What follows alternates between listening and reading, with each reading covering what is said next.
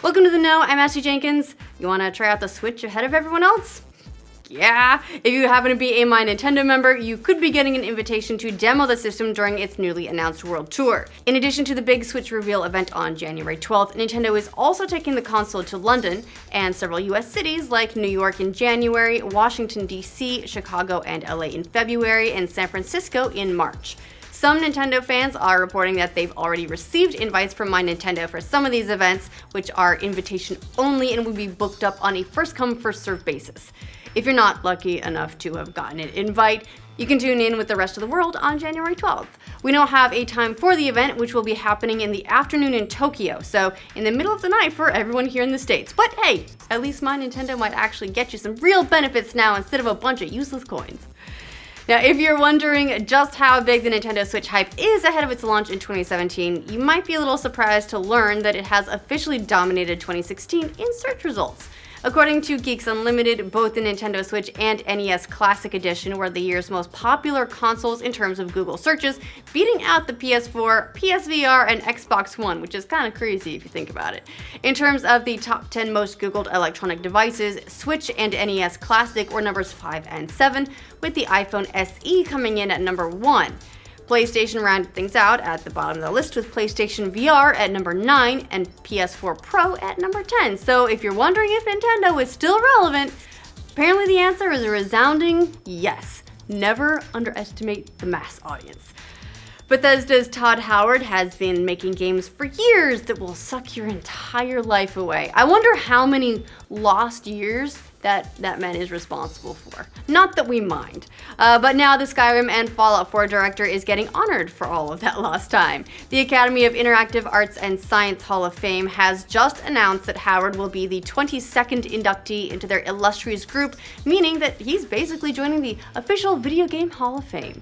ACE President Mike Fisher said of Howard, "He's made us all reconsider the player-game relationship and extended the storytelling possibilities of our medium." Not included in the Hall of Fame? All those games bugs. Kidding aside, many kudos to Howard, who will officially receive the award at the DICE Summit in February.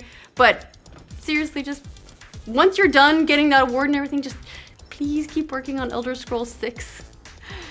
We're getting close to the holidays, which obviously means we're in for one of our favorite yearly holiday traditions, gaming DDoS attacks.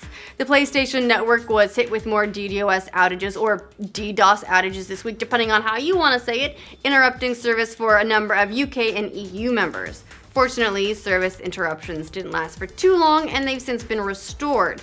This round of attacks was launched by Phantom Squad, who, well, they're taking credit for it anyway. They also took credit for taking NBA 2K17, Battlefield 1, and GTA Online servers down this week as well. Hopefully this isn't more build-up for yet another bigger attack set for later this year. Remember, Christmas seems to be really weird lately. Last year, many gamers will no doubt remember these similar barrages that took down both PSN and Xbox Live on Christmas Day, because nothing cooler than fucking with a bunch of gamers who just wanted to try out their brand new games. Because you can't do anything without connecting them now. You can't update them, you gotta install shit, you need your day one patches. Life's hard.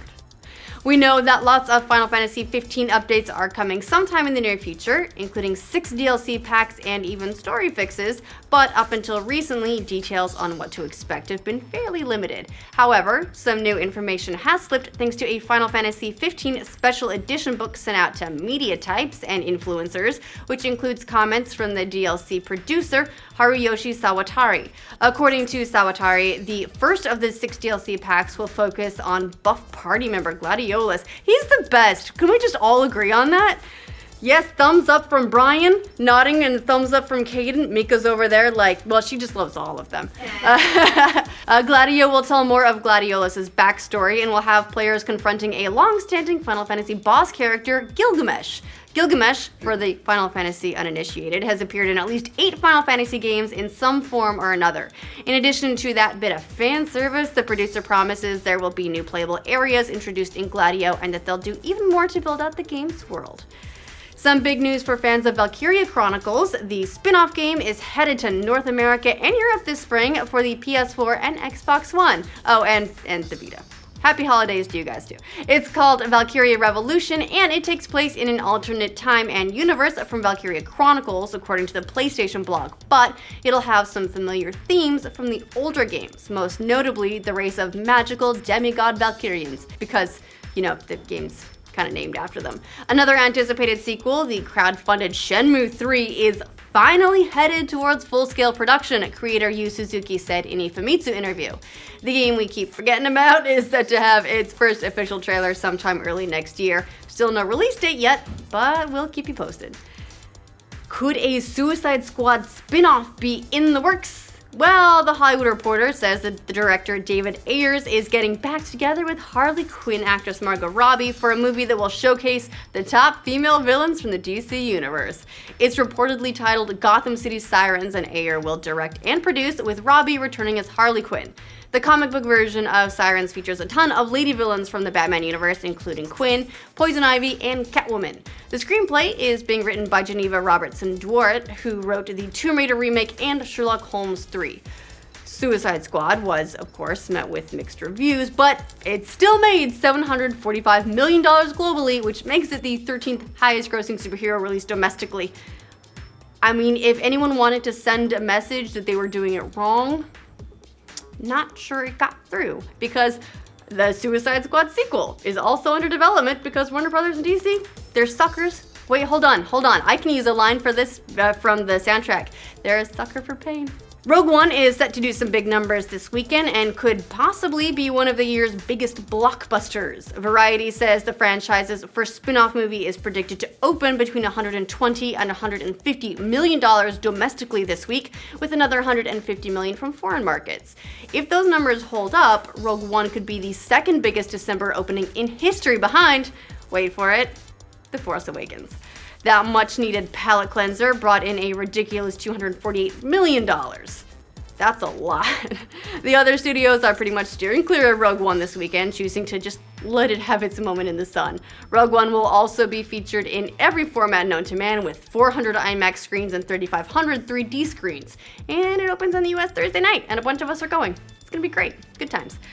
Walking Dead's mid-season finale did pretty big numbers for any other series not named The Walking Dead. According to Deadline, the finale garnered 10.58 million viewers. That sounds like a lot, and it is, but it's also the lowest rating any Walking Dead winter finale has done since 2012. Plus, it was down 24% from last year's season 6 winter finale. The episode did have some good competition from a good Sunday night football matchup between the Cowboys and the Giants, though, which got 25.6 million viewers. Walking Dead started its 7th season with a full head of steam earlier this year, drawing in more than 17 million viewers, which was close to a record. So 10 million for the winter finale is a significant drop-off. I don't know, maybe fans are tired of gimmicky character deaths and being jerked around for multiple episodes on end. Just a thought.